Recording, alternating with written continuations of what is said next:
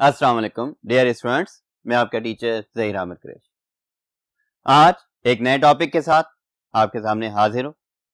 आज हम डिस्कस करेंगे चैप्टर नंबर 8 के सेकंड लेक्चर को, जिसके अंदर हमारा टॉपिक होगा object declaration, it's use in programmes with examples. Means कि हमने देखना है कि ऑब्जेक्ट क्या होते हैं, उन्हें कैसे डिक्लेयर किया जाएगा और प्रोग्राम्स के अंदर हम उन्हें कैसे यूज कर सकते हैं। लास्ट लेक्चर के अंदर हमने ऑब्जेक्ट ओरिएंटेड प्रोग्रामिंग को डिस्कस किया कि वो क्या होती है, उसके एडवांटेजेस क्या हैं और हम उसे क्यों डिस्कस कर रहे हैं, क्यों स्टडी कर रहे हैं। इसके साथ साथ हमने क्लासेस के टॉपिक को भी डिस्कस किया था कि क्लासेस क्या होती हैं और उनका पर्पस क्या है। Classes basically user defined data types होती हैं जिनके अपने मेंबर्स होते हैं। वो मेंबर्स डाटा मेंबर्स भी हो सकते हैं और मेंबर फंक्शंस भी हो सकते हैं। ठीक है बच्चों, तो हम ये चीज डिस्कस करेंगे कि उन क्लासेस के अंदर जो मेंबर्स हैं, उन मेंबर्स को कैसे एक्सेस किया जा सकता है किसी दूसरे फंक्शन के अंदर आउटसाइड द क्लास। तो क्लास से बाहर किसी भी फंक्शन के अंदर जब भी हमने क्लास के मेंबर्स को एक्सेस करना होगा तो उसके लिए हमें ऑब्जेक्ट्स की जरूरत होती है। ऑब्जेक्ट्स बेसिकली है क्या? ऑब्जेक्ट बेसिकली इंस्टेंस इवेंट्स या अक्रेंस ऑफ अ क्लास होते हैं। आप फिजिक्स में पढ़ते हैं, डेटाबेसेस में पढ़ते हैं real world objects that have some properties. वही ऑब्जेक्ट्स मतलब अक्रेंस ऑफ समथिंग या event that has some properties, some activities, some operations to be performed, या फिर हमारे पास instances, occurrence of something, happening of something, ये क्या कहलाता है? ऑब्जेक्ट कहला रहा होता है।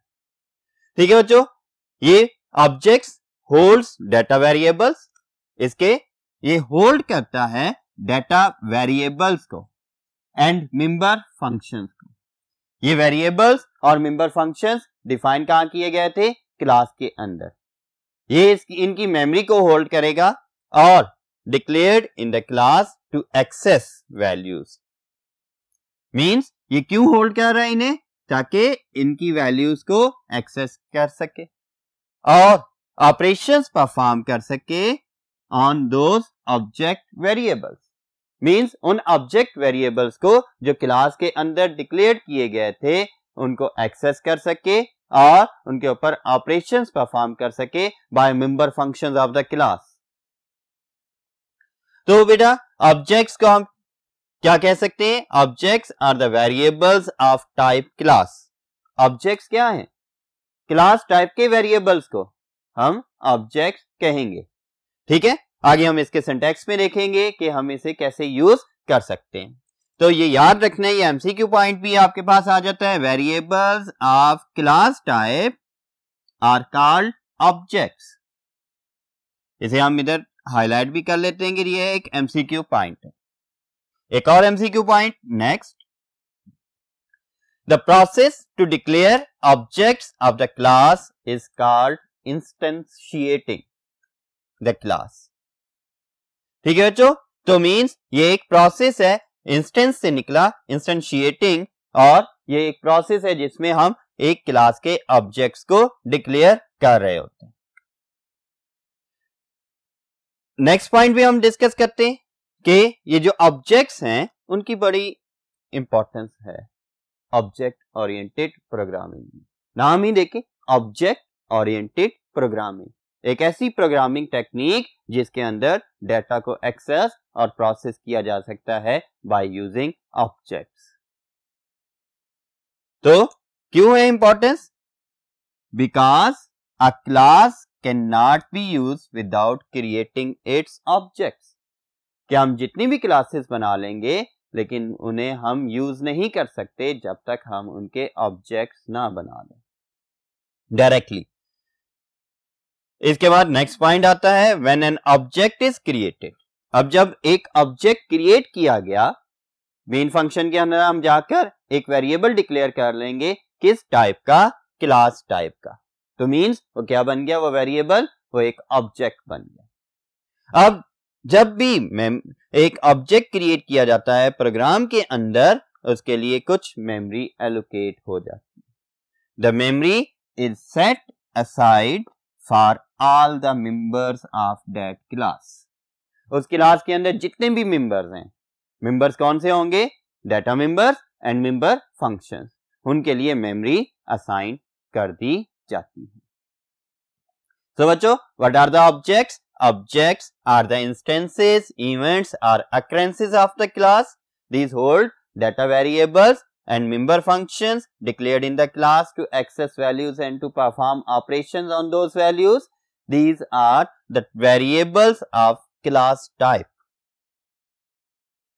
ठीक है बच्चों, तो ये चीजें आ जाती हैं कि आपके पास ऑब्जेक्ट क्या है और उसकी क्या इंपॉर्टेंस आ जाती है, क्योंकि हम अगर इंपॉर्टेंस की बात कर रहे हैं तो क्लासेस को यूज ही नहीं कर सकते। कंस्ट्रक्टर्स हम यूज करेंगे आगे, उन्हें हम विदाउट ऑब्जेक्ट्स यूज ही नहीं कर सकते। अब मजीद पॉइंट्स को हम डिस्कस करते हैं नेक्स्ट बोर्ड के ऊपर। ओके बच्चों, नेक्स्ट पॉइंट डिस्कस करते हैं। The definition of the class does not occupy any memory unless its object is not created. Again objects की इंपॉर्टेंस की हम बात कर रहे थे। जब तक ऑब्जेक्ट्स क्रिएट नहीं करेंगे किसी भी क्लास के, तो क्लास को कोई भी मेमोरी असाइन नहीं होगी। क्लास आपके प्रोग्राम का हिस्सा है, लेकिन अगर उसके ऑब्जेक्ट्स क्रिएट नहीं किए गए तो इनिशियलाइज ही नहीं होगी, वो मेमोरी के अंदर डिफाइन ही नहीं होगी। और जब तक मेमोरी में डिफाइन नहीं होगी तो मेमोरी लोकेशन असाइन ही नहीं की जाएगी। तो बेटा, अगर हम इसका सिंटैक्स देखते हैं कि हमने ऑब्जेक्ट्स को डिक्लेयर कैसे करना है और कैसे अपने प्रोग्राम्स में यूज करना है, तो इसके लिए इधर देखें कि हम सिंटैक्स देख रहे हैं। सिंटैक्स के दो हिस्से हैं। पहला हिस्सा क्या है? Class name. कौन सा क्लास नेम? जो हमने एक क्लास डिफाइन की है, क्लास नेम। और उसके बाद हम क्या करेंगे? ऑब्जेक्ट नेम लिख देंगे। In the same way as आपने देखा था अपने पिछले चैप्टर्स के अंदर के लाइक इंटीजर ए। अगर यहीं पे बच्चों देखो कि ये ए क्या है? ए अगर हम देखें कि इंट एक स्टैंडर्ड क्लास है और ए इस स्टैंडर्ड क्लास का एक ऑब्जेक्ट है। लेकिन हमने थर्ड चैप्टर के अंदर क्या पढ़ा था कि a is a variable of integer type. अगर हम इसके स्कोप में देखते हैं तो ए इज अ वेरिएबल और object of standard integer class. ये एक स्टैंडर्ड डेटा टाइप की हम बात कर रहे हैं कि इंटीजर एक स्टैंडर्ड डेटा टाइप है और ए उसका ऑब्जेक्ट बन रहा है। इसी तरह से हम जब ऑब्जेक्ट्स की बात करेंगे और क्लासेस की बात करेंगे, मींस के यूजर डिफाइंड डेटा टाइप्स की हम बात कर रहे हैं और उसके वेरिएबल्स की बात कर रहे हैं, तब हमारे पास क्या चीज आ जाएगी कि class name user defined data type है और ऑब्जेक्ट नेम इसका वेरिएबल है। किसका? इस क्लास नेम का। Where class name is the name of the class declared outside the main function. एक क्लास जो मेन फंक्शन के बाहर डिक्लेयर्ड है उसका नाम आ जाएगा। उसके बाद object name. What is an object name? Object name is a valid identifier. Identifier means variable name और फंक्शन नेम या लेबल नेम वगैरह।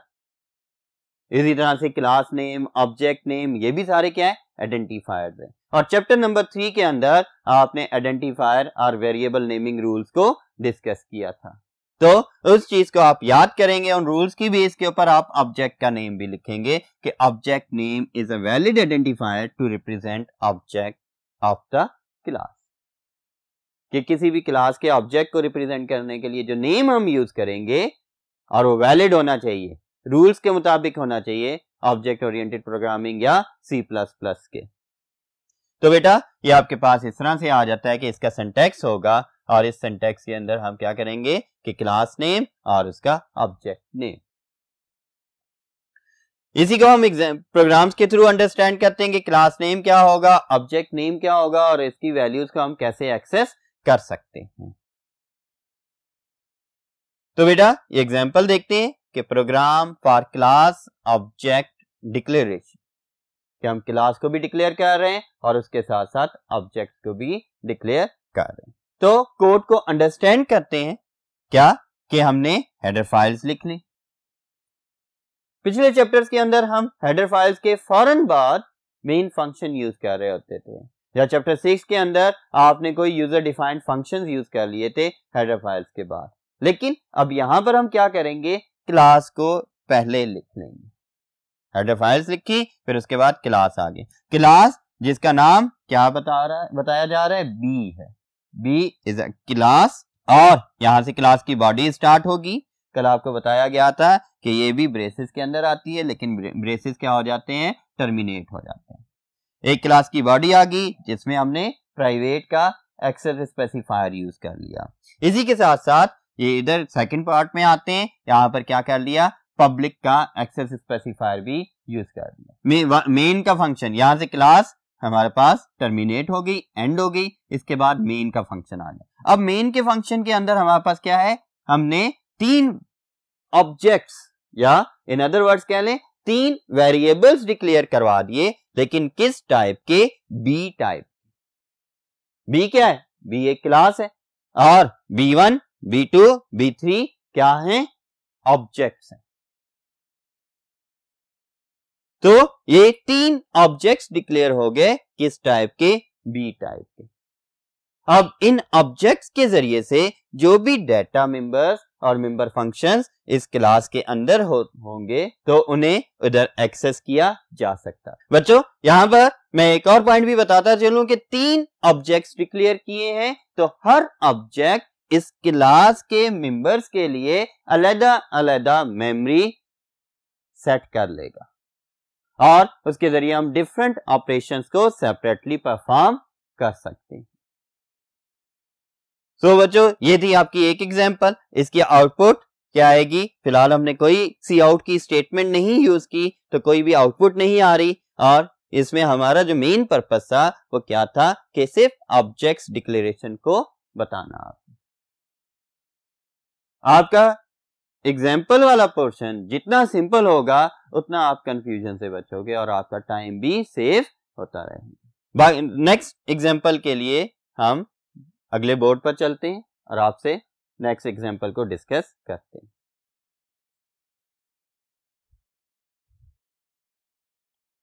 ओके बच्चों, अब हम नेक्स्ट एग्जाम्पल को डिस्कस करते हैं जिसके जरिए से हम एरिया कैलकुलेट करेंगे रेक्टेंगल का और उसे ऑन द स्क्रीन डिस्प्ले करवाएंगे, लेकिन by using what, objects and classes.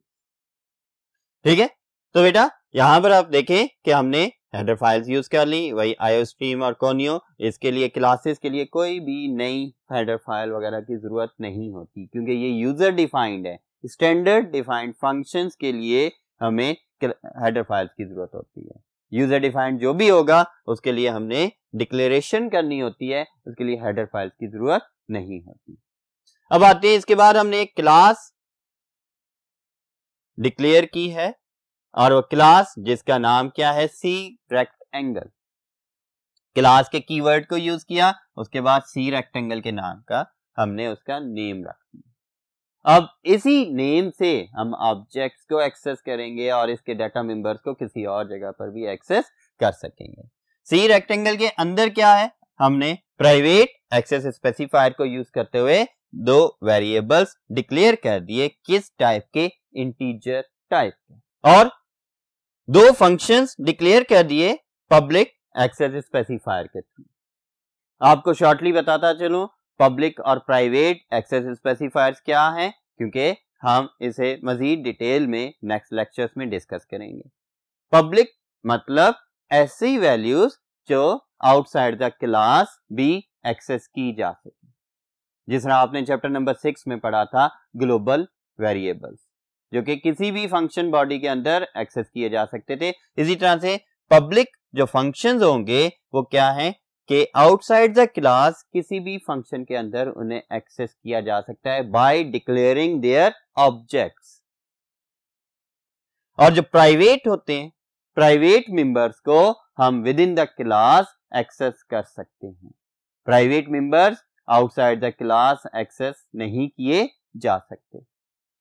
तो बच्चों, आपके पास क्लास सी रेक्टेंगल के नाम की है, इसके अंदर प्राइवेट टाइप के 2 वेरिएबल्स डिक्लेयर्ड हैं और पब्लिक टाइप के 2 फंक्शंस डिक्लेयर्ड हैं। कौन कौन से? सेट वैल्यूज, और सेट वैल्यूज का एक फंक्शन आ गया जिसके अंदर हमने क्या किया, इसकी कोई रिटर्न टाइप नहीं है। वाइड मतलब कि ये फंक्शन रिटर्न कुछ नहीं करेगा लेकिन इनपुट लेगा। इनपुट पैरामीटर में क्या, 2 वैल्यूज इनपुट लेगा, एक a इंटीजर टाइप की a वैल्यू और दूसरी इंट b इंटीजर टाइप की b वैल्यू को इनपुट लेगा। कहां से लेगा? जब हम इसके ऑब्जेक्ट को डिक्लेयर करेंगे और ऑब्जेक्ट के जरिए से हम इस फंक्शन को एक्सेस करेंगे इन मेन फंक्शन या किसी भी दूसरे फंक्शन के अंदर। अच्छा बेटा, इसकी बॉडी में जब हम आए तब हमने क्या कर दिया, ये जो a की वैल्यू इनपुट आ रही है इसे x में लोड करवा दिया, x को असाइन कर दिया, और जो b की वैल्यू इनपुट हुई उसे हमने कहां पर, y में को असाइन कर दिया। मींस अब x की वैल्यू क्या बन गई, वही वैल्यू जो a की है, और y की वैल्यू क्या बन गई, वो वैल्यू जो b की थी। इसके बाद ये फंक्शन क्लोज हो गया। नेक्स्ट फंक्शन की तरफ आए। अब ये पब्लिक एक्सेस स्पेसिफायर का पोर्शन है, इसके अंदर एक फंक्शन आ गया सेट वैल्यूज का, दूसरा फंक्शन कौन सा आ रहा है, एरिया का। इंट एरिया मींस ये रिटर्न कर रहा है इंट को इंटीजर टाइप वे में, और क्या रिटर्न कर रहा है, और इसे प्रिंट करवा दिया कि the C out area of rectangle and x into y. x into y जब कर दिया, अब बच्चों एक चीज और, जब हम रिटर्न करवा रहे होते हैं इधर से रिटर्न, देखें इस फंक्शन ने कोई कुछ भी रिटर्न नहीं किया, so we must write here कि जी क्या करें, रिटर्न 0। अगर हम कोई वैल्यू रिटर्न करवा रहे होंगे तो हम रिटर्न टाइप में रिटर्न वो वेरिएबल लिख देते हैं। अब हमने क्या किया कि हमने यहाँ पर कुछ भी रिटर्न नहीं करवाया था, हमने डायरेक्ट यहाँ पर प्रिंट करवाया था, तब हम क्या कर देंगे, रिटर्न 0 भी लिख देंगे। अब इसके बाद सी आउट करेगा कब, area of rectangle is equal to x into y. लेकिन ये सी आउट ये प्रिंट कब करेगा, जब इस फंक्शन को थ्रू ऑब्जेक्ट कॉल किया जाएगा। ये विदाउट ऑब्जेक्ट डिक्लेरेशन ना तो ये वाला फंक्शन, ना ये फंक्शन, ना ये वेरिएबल्स मेमोरी में लोड ही नहीं होंगे। तो बेटा इसके सेकंड पार्ट पर आते हैं। यहाँ पे क्लास एंड करने के बाद हमारे मेन फंक्शन स्टार्ट किया। मेन फंक्शन के अंदर हमने एक ऑब्जेक्ट डिक्लेयर करवा लिया, एक वेरिएबल डिक्लेयर कर लिया, किस डाटा टाइप का, सी रेक्टेंगल डाटा टाइप का, यानी कि सी रेक्टेंगल क्लास का एक ऑब्जेक्ट डिक्लेयर कर दिया और उसका नाम क्या रख दिया, R1। अब ये R1 एक ऑब्जेक्ट है जिसके जरिए से हम x और y को एक्सेस कर सकते हैं। लेकिन याद रखिएगा अगर ये प्राइवेट है तो ये आउटसाइड द क्लास एक्सेसिबल नहीं होंगे, एरर आएगा। अब ये प्राइवेट है, इन्हें हम इसी के इस क्लास के अंदर ही यूज कर सकते हैं। इसकी बजाय जो पब्लिक होंगे मींस पब्लिक फंक्शंस हैं, पब्लिक मेंबर्स को हम आउटसाइड द क्लास एक्सेस कर रहे हैं, जो कि ये मेन के फंक्शन के अंदर देखें कि सी रेक्टेंगल R1 का ऑब्जेक्ट बनाया। अब इन फंक्शंस को कैसे एक्सेस करना है, R1 डॉट सेट वैल्यूज और 2 वैल्यूज असाइन कर दी। क्यों, यहां देखिए 2 इनपुट पैरामीटर्स मांगे गए थे, वो इनपुट पैरामीटर्स कौन से हमने दे दिए, 4 और 2। मींस यहां पर A की वैल्यू क्या आ गई, 4, और B की वैल्यू क्या आ गई, 2, और इस X के अंदर क्या आ गया, 4, और Y के अंदर हमारे पास क्या लोड हो गया, 2। अब इन 2 वैल्यूज की बेस के ऊपर ये इधर से लोड हो गई है, x और y की वैल्यू 4 और 2 आ गई, क्योंकि हमने इस फंक्शन को कॉल कर लिया था। आम फंक्शन कॉलिंग और जो ऑब्जेक्ट्स एंड क्लासेस के अंदर जो फंक्शंस होंगे, member functions of the class को एक्सेस करने में डिफरेंस है। कैसे कि इसमें object name dot set values आ गए, object name dot function name, यानी कि R1 डॉट सेट वैल्यूज आ गया और इसकी वैल्यूज आगे हमने बता दी। इसके बाद एरिया के फंक्शन को हमने कॉल किया जो कि ऑब्जेक्ट R1 के थ्रू एक्सेस होगा, और ये एरिया का फंक्शन डिफाइन कहाँ है, R1 के लिए जो क्लास यूज हो रही है उस क्लास के अंदर डिफाइंड है। R1 डॉट एरिया, इसे जब कॉल किया तो कंट्रोल इधर आएगा और यहां पर आकर इसको प्रिंट कर देगा और इसके बाद कंट्रोल दोबारा चला जाएगा और यहां से गेट ch करके आपके प्रोग्राम को एंड कर देगा। अब जो आउटपुट आई, आउटपुट क्या आएगी, सी आउट एरिया ऑफ रेक्टेंगल और क्या आ गया 4 into 2 8। तो बच्चों ये था आज का टॉपिक जिसके अंदर हमने डिस्कस किया कि ऑब्जेक्ट्स क्या होते हैं, इन्हें हमने डिक्लेयर कैसे करना है और एक प्रोग्राम के अंदर कैसे और क्यों यूज कर रहे हैं। उम्मीद है आज का लेक्चर आपको समझ आया होगा, आप इसे अच्छे से तैयार करें और मैं इजाजत चाहूंगा। अल्लाह हाफिज।